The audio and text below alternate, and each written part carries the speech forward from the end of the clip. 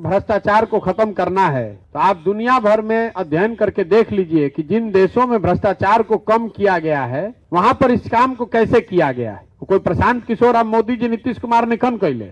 दुनिया में भ्रष्टाचार के इंडेक्स पे भारत सबसे करप्ट देशों में है। जो सबसे ईमानदार देश हैं फिनलैंड, स्वीडन, डेनमार्क, वहां जाकर देखिए कि वहां भ्रष्टाचार को कैसे कम किया गया है। भ्रष्टाचार कम करने के 4 उपाय हैं। पहला, सही जनप्रतिनिधियों का चुनाव हो।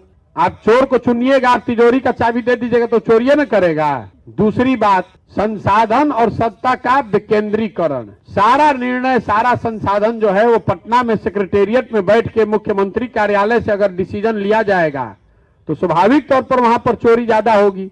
तीसरी बात, जन भागीदारी। जनता को पता ही नहीं है कि आपके ग्राम के लिए, आपके गांव के लिए कौन सा स्कीम है, कितना पैसा आया है, सड़क आरईओ का है कि पंचायती राज का है।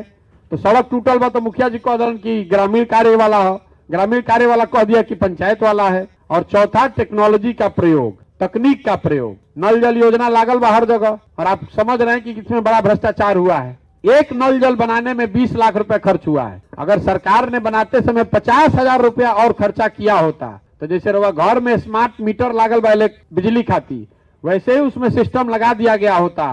पटना में बैठे बैठे आपको खबर होता कि कितने बजे मोटर चालू हुआ, कितना पानी डिस्चार्ज हुआ, कितना बजे मोटर ऑफ हुआ। तो इन चारों चीज को अगर आप करेंगे, बिहार में अगर भ्रष्टाचार कम करना है तो सबसे पहले स्वच्छ लोगों को, सही छवि वाले लोगों को, ईमानदार लोगों को आपको चुन के लाना पड़ेगा। खाली विधायक नहीं, मुखिया, सरपंच भी, वार्ड सदस्य भी, सही लोगों का चुनाव कीजिए। दूसरा, सत्ता का विकेंद्रीकरण। पंचायती राज की परिकल्पना में यह बात बताई गई है कि 30% राशि विकास की खर्च होनी चाहिए पंचायती राज के माध्यम से। बिहार में 2001 से सिर्फ 4% राशि खर्च हो रही है पंचायती राज से। अब बहुत आदमी जब बैठल कही कि मुखिया जी लोग भी तो उतने चोरी करत हन, जैसे भ्रष्टाचार कम कैसे हुई। बात तो ठीक बा, देखिए मुखिया जी लोग अगर चोरी करत आन जा तो 5 वर्ष में चुनाव में उनकर कहानियों लागता। आपको अभी मैंने बताया नल जल में चोरी हुई तो 96%, मतलब 100 में 96 को वार्ड सदस्य चुनाव हार गया। लेकिन जो बीडीओ, जो कर्मचारी उसमें पैसा लिया हुआ आज भी चोरी कर रहा है। सत्ता और संसाधन का विकेंद्रीकरण होना चाहिए। पैसा जो है वो पंचायती राज के माध्यम से ज्यादा अगर खर्च होगा तो लोगों, और साथ में लोगों की जानकारी होगी, लोगों को पता है कि भैया 100 को इंदिरा आवास यहाँ आया है, तो कैसे मुखिया जी नहीं बांटेंगे। शुरुआती दिन में उसमें 10,000 रुपया ले सकते हैं, यही तो करेंगे।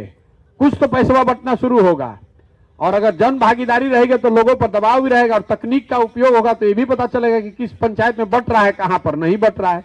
चारों चीज को जोड़कर ही जो चीज दुनिया में पहले से प्रस्थापित है उसके लिए नया ज्ञान बनाने की जरूरत नहीं है। पहले से इन दुनिया के देशों ने दिखाया है कि कैसे भ्रष्टाचार को कम किया गया है। चालाक आदमी वो है कि जो चीज पहले से बना हुआ है उसी को यहां पर कोशिश कीजिए कि लागू हो जाए।